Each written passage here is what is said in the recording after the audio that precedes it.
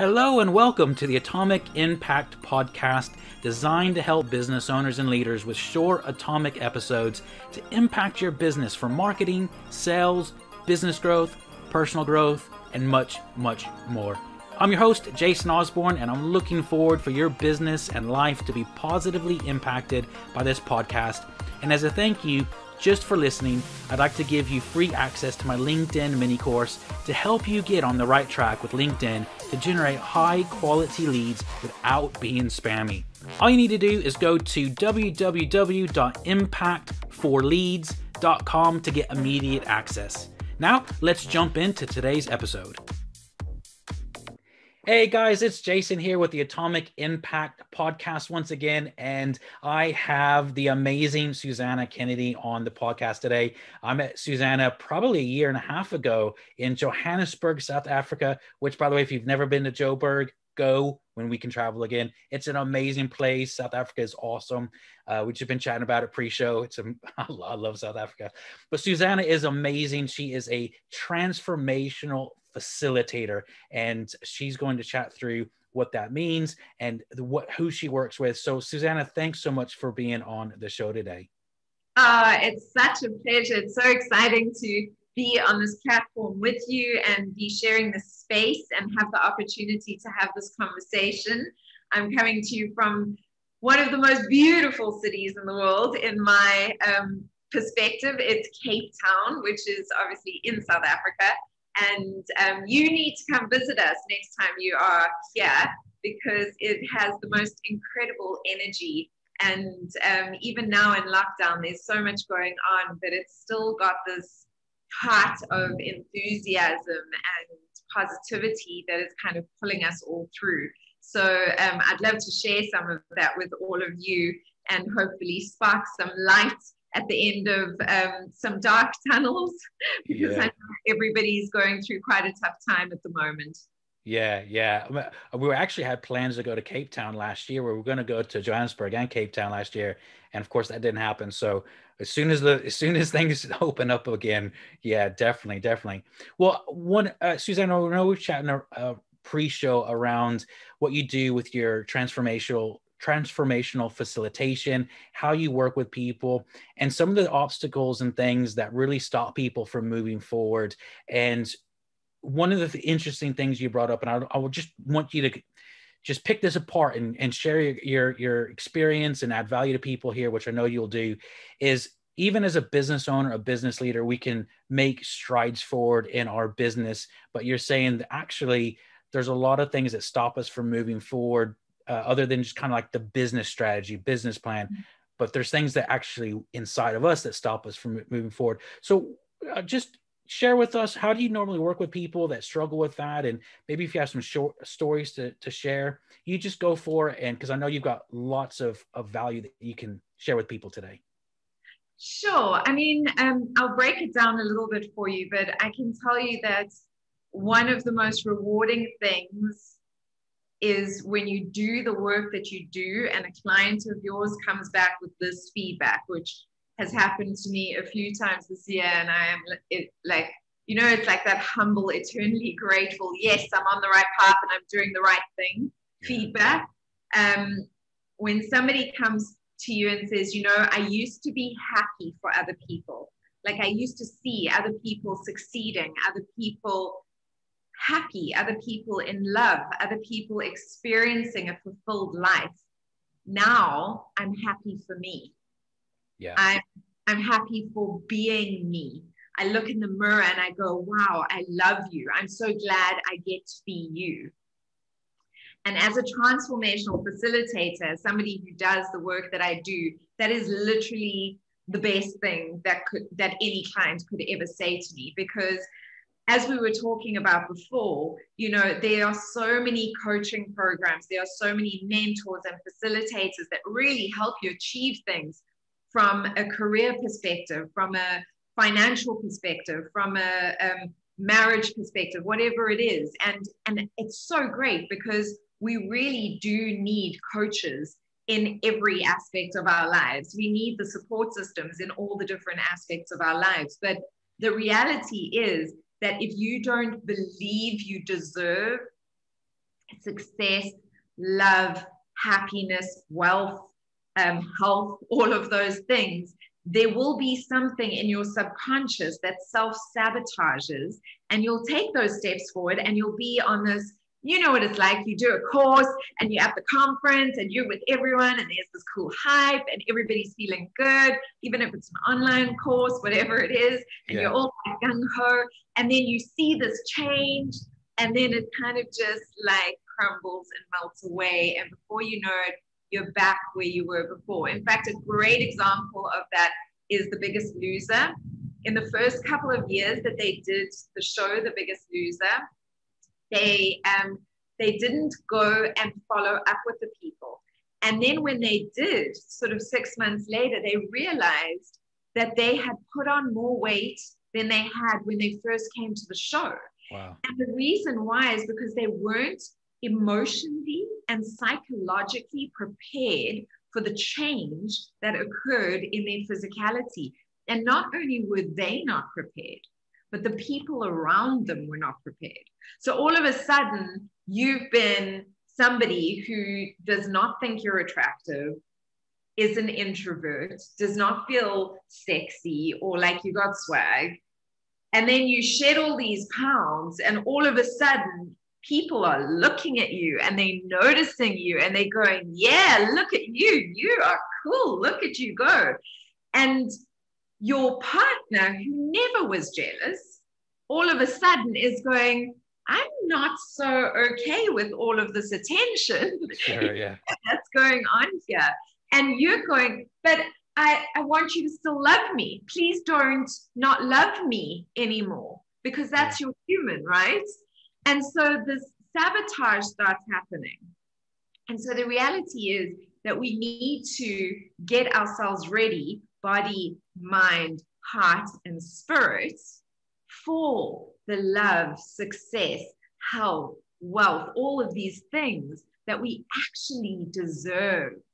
And that's what I do. So I go through a whole lot of processes that I went through myself in order, and I'm not perfect, just by the way, guys, I'm still on a journey, just so that you know, I'm still on a journey. We're all on a journey. But I'm way further than I was.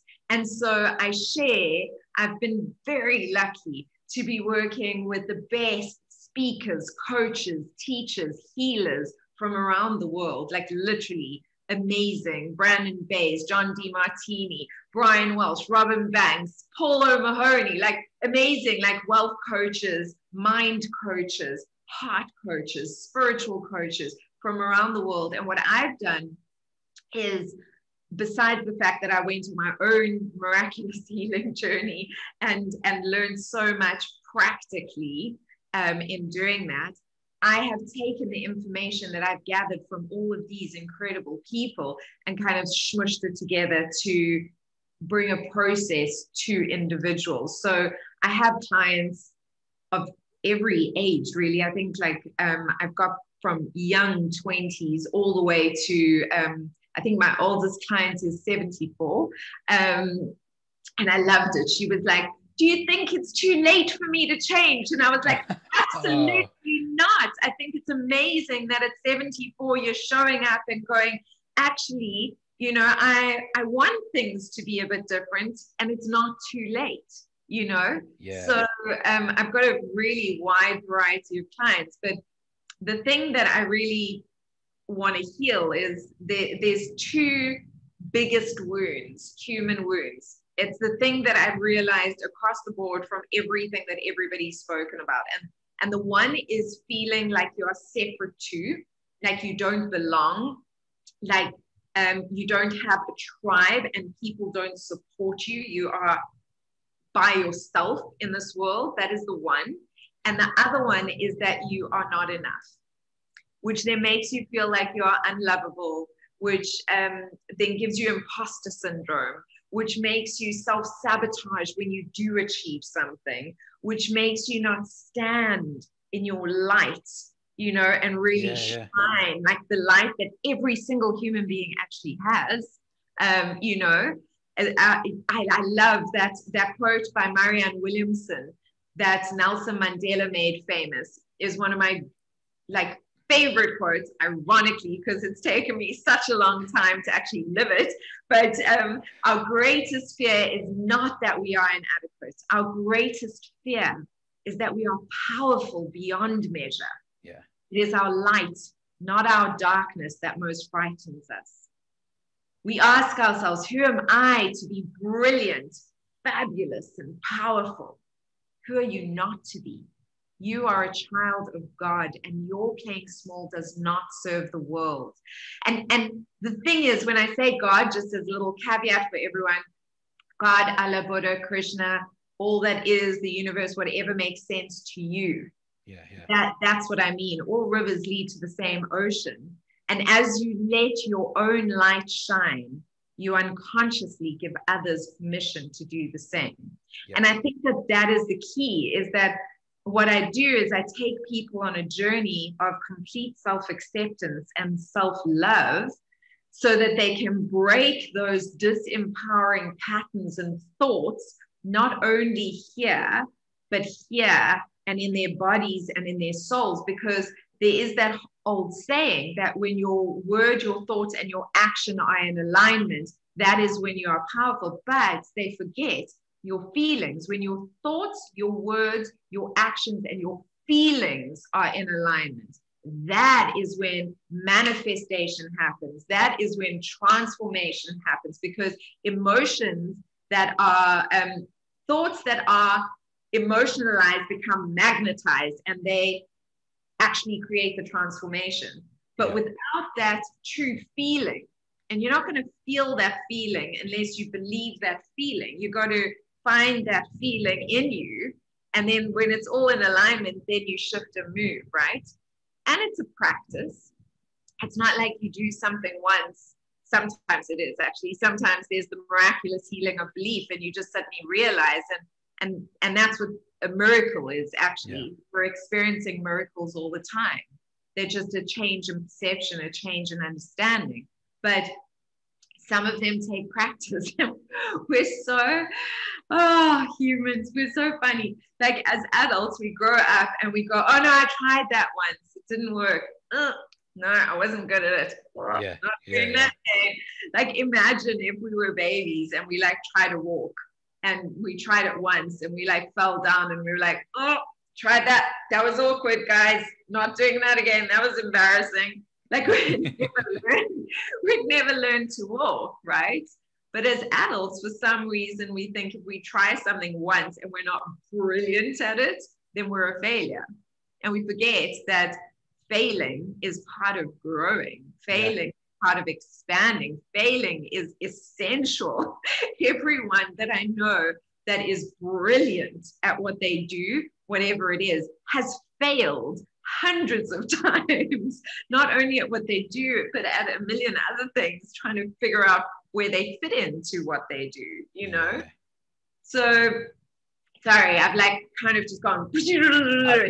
I love it. You've said so many amazing things. Like, well, first of all, I love that quote. It's in the top two of my all-time favorite quotes. My other one is a quote from The Pursuit of Happiness that Will Smith tells his son. But that quote's awesome. And you actually gave the full version. Most people leave out that middle bit of it. And I love that quote. It's even when you were saying it, it was bringing a tear of inspiration to my every time. I just love that quote. I love that bit where it says, you unconsciously give permission to let other people's light shine too. And that is so powerful, you know, that I think we just don't realize that we oftentimes look at other people and we say, oh, you know, if I were like them, but actually there are other people that look at us, and we don't see that because we're not the other people looking at us.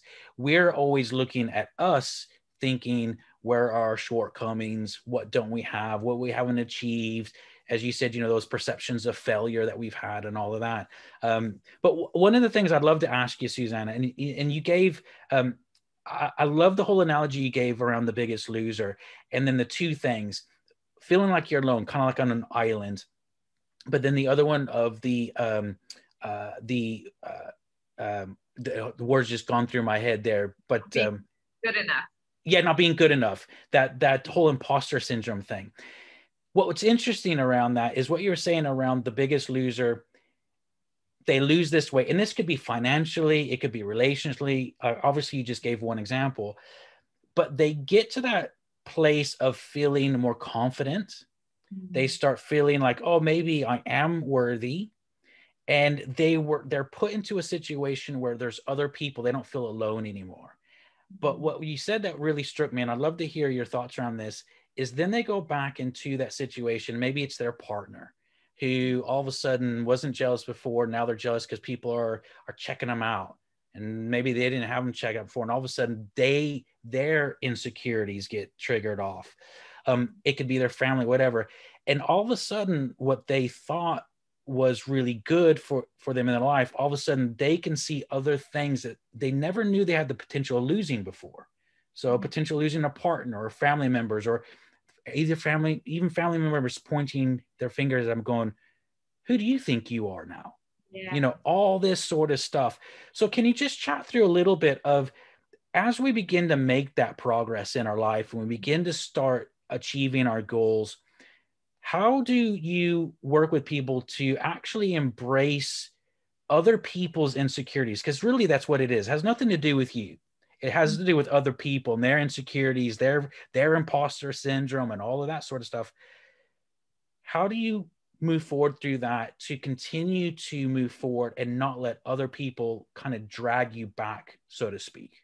Yeah, it's so interesting because I actually have a talk on the power of forgiveness, so two things, if I can respond into. Yeah, of course, go for it. So the one is never judge a book by its cover. I know that people are watching this now and they're going, but I mean, how does this girl actually know what she's talking about, this dark space, that people can be in? And I get it because I look healthy, right? I am healthy. I've got this huge grin across my face. I've got this very light, enthusiastic manner about myself. And I look like I kind of have it all, right? Which I have got an amazing life now. And I'm so blessed to have the life that I have now.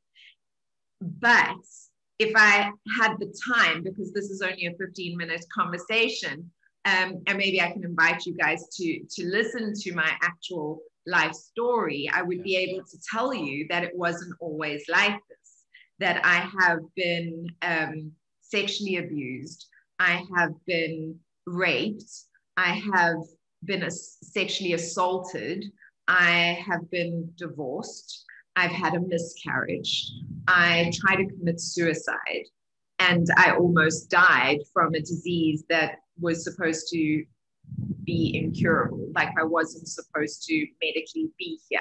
Wow. And so I have been through all of those things, and throughout them, I learned so much. And that's why I'm bringing in the power of forgiveness, because that links to the human wound. And I can tell you guys the full story at some point. So you're all welcome. I'll give Jason the details. You're all welcome to join me and I can chat you through them. But what I'm trying to say is that I have been there in what I call, and a lot of spiritual people call, the dark night of the soul. And the dark night of the soul is that space, that dark space where you feel like you can't get out, and that your life is, that you're stuck in a situation, a circumstance, a place that doesn't have an option of getting out, and that you feel worthless and that you feel undeserving of better. And when you make decisions in that space versus an empowered space, your life is going to reflect that, and so that is why I get to do the work that I do, because I learned to make different decisions for myself. And that's what I teach my clients and my students.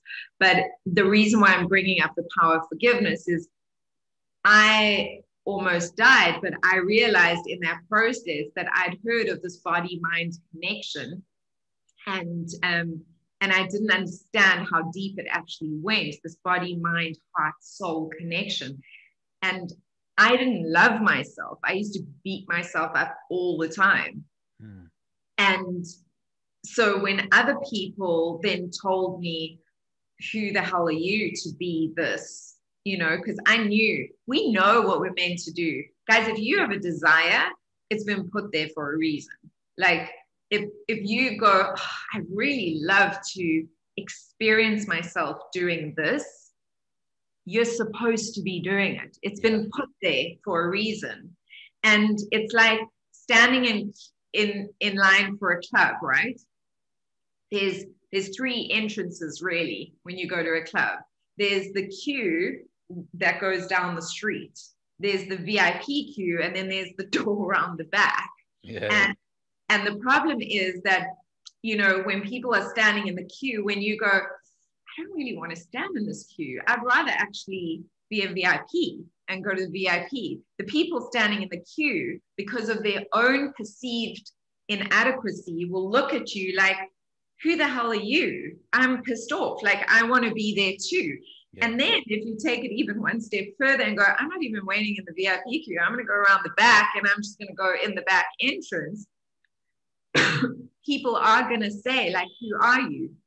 But when you start going on a journey of understanding that all of us have the same wounds and learning to stand in other people's shoes with compassion, and you start going into a confrontation with wanting to understand instead of wanting to defend, then you find your way through. The problem with all of us is that we get met with a confrontation and people aren't hearing each other. They're just reacting and trying to stand their ground, you know, and respond instead of going into a space. And these are some tools that I do teach in my courses on, you know, when you've got a confrontation, how do you go into that in order to find the best possible way through for everybody involved, not just yourself, you know?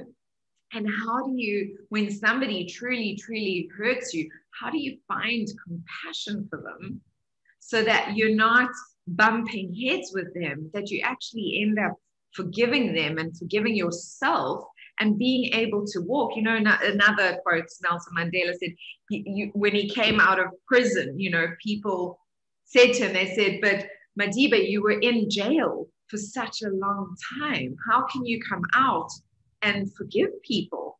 And he said, how could I not? Yeah. He said, if I hadn't forgiven them, I would have been walking in jail for the rest of my life. Yeah. And we have to start living from a place of compassion for each other. Everybody is fighting their own battle. In fact, one of the best books I've read, I've got a number of, I love books, but a really great book, let's put it that way, a really great book is The Four Agreements. You know, don't take things personally. It's such a great agreement. Like, just don't take things personally. When somebody reacts to you, they are reenacting a wound of their own. They literally, that I always say, like, we've got memory cells in our bodies. So like when something happens, it actually gets captured in the memory in our cells. So our cells rejuvenate, but unless we neutralize the trauma in our actual cells, that's why when a situation happens, you'll physically feel it in your body. Do you know what I'm talking about? Absolutely. When you're triggered, you like physically feel it in your body. It's because you literally reenacting that wound on a subconscious level. And until you deal with it, you are reacting. But we're all doing that. We're all walking around these wounded souls. And so if we carry on just reacting and defending, then that's all that's going to happen. We're just going to keep hurting each other. But if we learn to shift and go, okay, I'm not going to come into this from a place of needing to win. I'm going to come into this from a place of wanting to understand and from a place of really wanting to connect. And you start greeting your relationships with that energy, even when somebody comes at you, like slowing it down, just going, I'm so sorry if something I said triggered you in some way. I'd really like to understand where you're coming from. And I'd really like you to understand where I'm coming from so that we can find a way forward and truly mean it, we would have a completely different world. Yeah. At the moment, everybody just wants to be right. And it's one of the worst, I think, one of the most difficult human traits, because it just does not serve anyone to just want to be right, you know? Yeah. Does that kind of answer your question? Yeah, and I mean, literally, Susanna, we could chat, I think, for hours around this because there's so much that you said in there. I'm like, oh, I want to ask you this, and we can go that, and we can discuss all this. But obviously, we don't have the time for that. But what I would say is definitely, you guys should be checking out what Susanna is doing. So I know you have an upcoming talk, and depending on when you guys are listening or watching to this, you may be able to check out this talk. But even if not, you need to go to Susanna's website or whatever. So can you just let people know how they can find more out about you? And also, if I know you have an upcoming talk, give us the date, time, and how they can access that, please.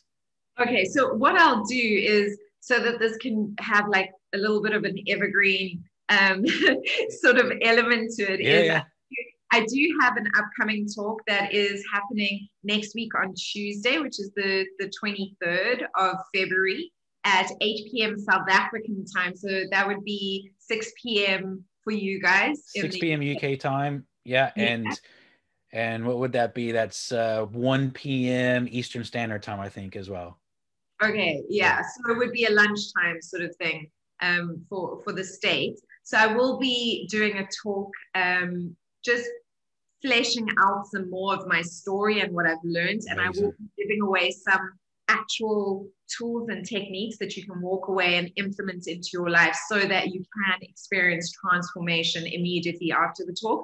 But what I'll also do is I'll give you a link for a conversation I had with one of my best friends, Robin Banks. And it is on the power of belief, the healing power of belief, and how I use that to heal myself when I was, when everybody thought there was no hope. So I had that conversation with Robin because it was interesting. I met Robin in 2013. I interviewed him, the first international summit that happened in South Africa. It was with Greg Secker and, so many amazing people, John Dimartini, all of these guys, Peter Sage, and Richard Branson actually spoke at it as well. But I interviewed a bunch of them and I met Robin then, and I was already sick. He didn't know that. And then I met him after I had chemo, because I had emergency chemo. So he met me like this with long hair. And then he saw me a year and a half later with no hair. And he was like, who is this person? And then we got chatting. And then I worked with him and I ended up co-creating his first online course and doing a whole bunch of other things. So we really support each other, me and Robin. And I didn't know I was using mind power when I was healing myself, but he gave me those words, the terms. And I think that's one of the amazing things, is that truths are truths.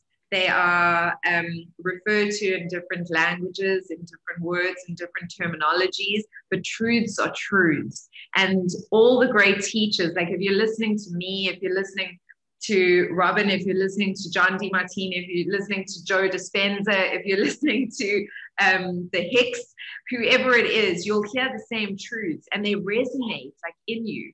You know when somebody said something that's true because it hits your soul, and your soul doesn't go, oh, I didn't know that. It goes, I remember. I know that, like within me. And so it's just about finding a teacher that speaks your language, that really resonates with you, that makes you feel excited and gives you hope and makes you want to learn more. So Robin and I have a great conversation. So I'll give you that because that's an evergreen. You guys can watch that at any time. And then the talk I'm going to do is actually about, I created a course called Kinsta Koroi Me. Now, Kinsta Koroi is the Japanese art of putting things back together once they are broken. They take pottery and they gild it back together with gold. And I love this. I love this, Jason, because in the Western world, when something is broken, we throw it away. Yeah. We replace it. We definitely don't put it back together and gild it with gold. But the Japanese believe that that object is more precious than it was before it was broken. And I believe that about us human beings. All these things happen to us in life, and we see them as things that break us, and make us devalue us, take away our value. But if we take the time, if we have the courage, compassion, and love, and gild ourselves back together with that, we will let a light shine that is beyond anything we could imagine. They say that life cracks you to let the light in. No, life cracks you to let the light out. You already are the light, each and every person that's listening right now, And so it's about really stepping into that and embracing it and honoring everything that's gotten you where you are now. And it's a wonderfully fascinating, sometimes challenging, but beautiful journey. That's awesome. That's awesome. Well, all of the links will be in the show notes for everyone. So make sure and check it out. I'll have, Suzanne, I'll have your Instagram, your LinkedIn, all those links, social media links as well, website links, everything will be there. So check out Susanna.